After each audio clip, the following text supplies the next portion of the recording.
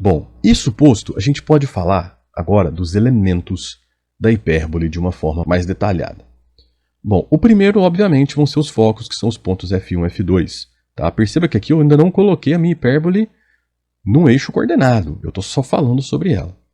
Bom, esse F1 e F2, eles descrevem um segmento que tem um tamanho que eu vou chamar de distância focal, que é a distância entre os focos. Tá? Logicamente temos o centro, que é o ponto médio entre os focos, então ele é definido como ponto médio entre os focos. O fato dele ser o ponto médio entre os vértices A1 e A2 é uma consequência dele ser o ponto médio entre os focos. Tá? Por que é uma consequência? Porque na verdade a distância de F1 a A1 tem que ser igual à distância de F2 a A2. Os vértices A1 e A2 definem o que nós vamos chamar de eixo real ou transverso, né? Que é o segmento A1 a A2, que tem comprimento 2A. Então a distância de A1 até A2 tem comprimento 2A, logo a distância de C a qualquer um dos vértices A1 a A2 mede A. E aí nós teremos um eixo imaginário ou conjugado, que vai ser o segmento B1, B2, de comprimento 2B, de forma que B1, B2 seja um segmento perpendicular ao segmento F1, F2, tá? E que passe pelo ponto C.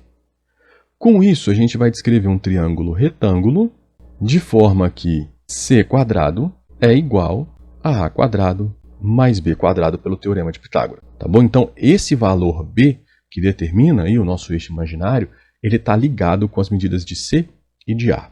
Logicamente, esse retângulo aqui, formado por esses pontos aqui, ó,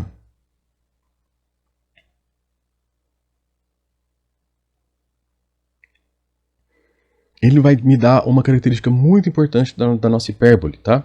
Que vão ser as assíntotas da hipérbole. Pela relação que a gente já comentou, advinda do teorema de Pitágoras, tá? A gente vai ter esse retângulo construído, aqui eu falei com pontos M, N, P e Q, de forma com que ele tenha dimensões 2A e 2B. Né? Os lados 2A são os lados paralelos ao eixo real ou transverso, tá? E aqui os lados, a medida 2B, são os lados paralelos ao eixo imaginário, tá bom? O que acontece? As diagonais desse retângulo, as retas suportes dessas diagonais, elas vão ser chamadas de assíntotas da hipérbole. Quem já estudou cálculo sabe que a assíntota é uma reta que se aproxima do gráfico tanto quanto você quiser, mas não encosta no gráfico, ou seja, ele delimita o seu gráfico, né? A ideia de que essa curva hipérbole ela vai tangenciar essa reta lá no infinito, tá bom? E é exatamente isso que está escrito aqui nesse slide, tá bom? Essa aproximação da perna da elipse, da perna da hipérbole com a sua assíntota é contínua e lenta, de forma que a tendência da hipérbole é tangenciar essas assíntotas no infinito. Naturalmente, essa particularidade das assíntotas constitui um excelente guia para traçar o esboço do gráfico, conforme a gente pôde ver na figura anterior.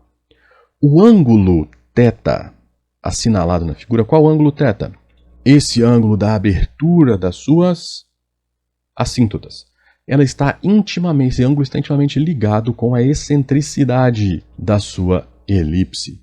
Excentricidade é uma medida que a gente pode trabalhar ela com a medida como uma razão entre a medida de C sobre A, ou seja, metade da distância focal dividido pela metade do eixo transverso, tá? Do eixo real, ok? Como C é maior que A excentricidade é sempre maior que 1. Teoria. Bom, então era isso que eu queria falar para vocês sobre hipérbole, uma aula completa para vocês, né? Com bastante exercício, que é o que importa para você entender como manipular bem essas coisas, né? Essas equações. E aí fica a pergunta se você gostou dessa nossa aula, se ela te ajudou. Se você respondeu sim, eu peço para você nos apoiar. Curta essa aula, compartilhe com seus colegas que você acha que vai ajudá-los, né? Se inscreva no nosso canal. Se você quiser apoiar ainda mais a gente, faça um Pix para nós, tá aí a nossa chave Pix, qualquer valor apoia a gente para a gente manter o site no ar e também manter o canal, tá bom? Esses valores pagam os custos do site.